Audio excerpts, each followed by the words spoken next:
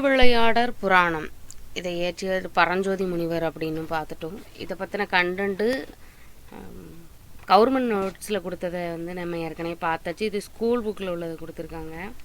இதோட கான்செப்ட் என்ன அப்படின்னாக்கி, திருவிளையாடற் புராணத்தில் இது எந்த இடத்துல அப்படின்னா திருவாலவாய் காண்டம். திருவாலவாய் காண்டத்தில் உள்ள 3 காண்டம் பார்த்தோம். மதுரை காண்டம், கூடர் காண்டம், திருவாலவாய் காண்டம் அப்படின்னு சொல்லிட்டு இந்த திருவாலவாய் காண்டத்தில் 3வது காண்டமாக வருது. இந்த 3வது காண்டத்தில் இடைக்காடனோட பிணக்கு தீர்த்த படலம் 56வது படலம்.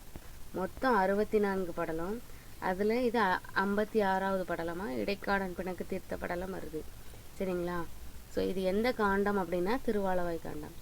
இதில் கான்செப்ட் என்ன அப்படின்னாக்கி, இடைக்காடன் வராரு, அவர் கூட மன்னன் குசேல பாண்டியன் வராரு, அதுக்கப்புறம் சிவன் வராரு, சரியா, இறைவன் வருவார். இவ்வளோதான், 3 பேர் தான் கான்செப்ட்டு. என்ன கொடுத்துருப்பாங்க அப்படின்னா, குசேல பாண்டியன் வந்து தமிழ் மொழியில் சிறந்து விளங்கியிருப்பாங்க, தமிழ் புலமையில். ஸோ அவர்கிட்ட போய் நம்மளோட பாடலை படித்தோம் அப்படின்னாக்கி தனக்கான வெகுமதி கொடுப்பாரு அப்படிங்கிற நம்பிக்கையில் போய் பாட்டு படிக்கிறாரு. யார் அப்படின்னா இடைக்காடர். இவர் யார் அப்படின்னா கபிலரோட நண்பர். சரிங்களா?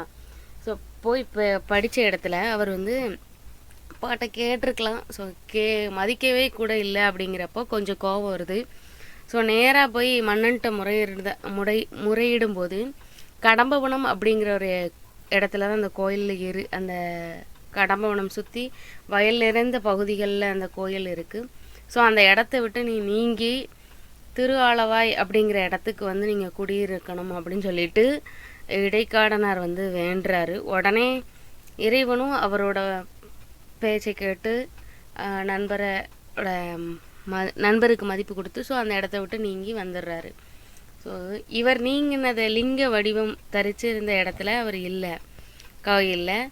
ஸோ இறைவன் வந்து நீங்கிட்டாரு அப்படிங்கிறத அறிஞ்சு என்னால் என்ன குற்றம் அறிஞ்சுது அப்படிங்கிறத வந்து கேட்டு அந்த இதுக்கான இறைவன் பதில் கொடுத்தது தான் நம்ம இப்போ பார்க்க போகிறோம். ஸோ இறைவன் பதில் கொடுத்துட்றாரு, திருப்பி அந்த இடத்துக்கு வந்துடுவார். அது வேறு விஷயம். ஒரு புலவர் சொல்லுக்கு இறைவன் வந்து செவி கொடுத்து அந்த குறையை நீக்கி வச்சார். ஏன் நீங்கினேன் அப்படின்னு கேட்ட மன்னனுக்கு பதிலும் கொடுத்தாரு.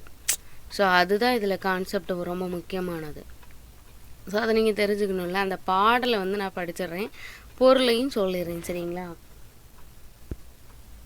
ஓங்குதன் பனைசூழ் நீபவனத்தை நீத்து ஒருபோதேனும் நீங்குவம் அல்லேன் கண்டாய், ஆயினும் நீயும் வேறு தீங்குலை அல்லை காடன் செய்யுளை இகழ்தலாலே ஆங்கு அவன் இடத்தில் யாமைத்து அருளினால் வந்தோம் என்னா அப்படின்னு சொல்லி முடிக்கிறாரு. இதில் நீம்பவனம் அப்படிங்கிறது கடம்பவனம், எல்லாருக்குமே தெரிஞ்சதுதான். இது வந்து அங்கே வயல் சூழ்ந்த பகுதி, எப்போதும் குளிர்ச்சியாக தான் இருக்கும். ஸோ நான் அந்த இடத்துல வந்து நான் நீங்கி வர்றதுக்கு காரணம் என்னென்னா, காடனோட செயல், அதாவது இடைக்காடனோட நீ செயலை இகழ்ந்த, அதனால தான் நான் அந்த இடத்த விட்டு வந்தேன் அப்படிங்கிறத பதிலாக சொல்லியிருக்கிறாரு. ஸோ இதுதான் கான்செப்டு. பொருள் என்ன கொடுத்துருக்காங்க அப்படிங்கிறத பார்த்துடலாம்.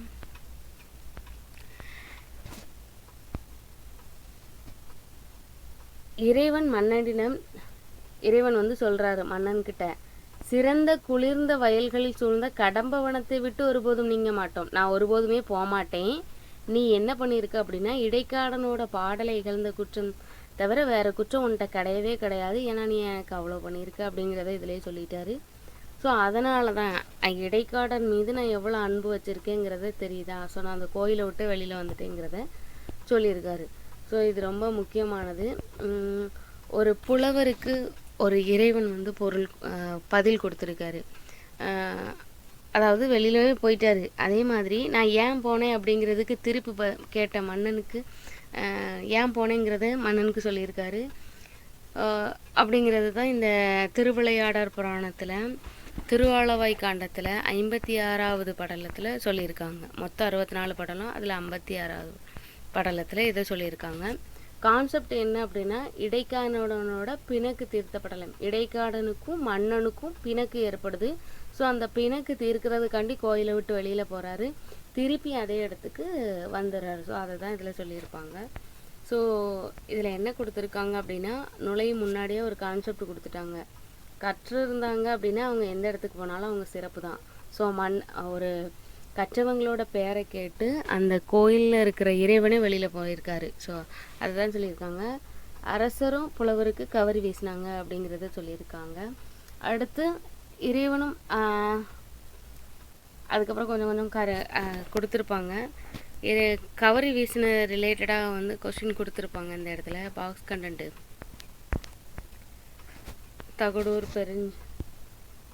தகடூர் எறிந்த பெருஞ்சேரல் இரும்புரை அப்படிங்கிற மன்னன் தான் கவரி வீசியிருப்பாங்க. சரிங்களா? அந்த மன்னன் அந்த செயலை பார்த்தோன்னே ரொம்ப மெய் செலுத்திருப்பார் அப்படிங்கிறத இதில் சொல்லியிருப்பாங்க. நெக்ஸ்ட்டு வேறு என்ன கண்டென்ட் கொடுத்துருக்காங்கன்னா, அது ரிலேட்டடான பாக்ஸ் கண்டென்ட்டு. நான் ஒரு பாடலை தான் சொல்லியிருக்கேன், இன்னும் நிறைய பாடல் இருக்குது. வேணும் அப்படின்னா சொல்லுங்கள், எல்லா பாடலும் போட்டுடலாம். இவ்வளோதான் கண்டென்ட்டு. புரிஞ்சிருக்குன்னு நினைக்கிறேன். இதை பற்றின ப்ரீவியஸ் இயர் கொஸ்டினோட சேர்த்து நான் கவர்மெண்ட் பிடிஎஃப் கொடுத்துருக்கேன், அதை பாருங்கள். பிடிச்சிருந்தா லைக் பண்ணுங்கள், சப்ஸ்கிரைப் பண்ணிக்கோங்க, ஃபாலோ பண்ணி வாங்க. தேங்க்யூ.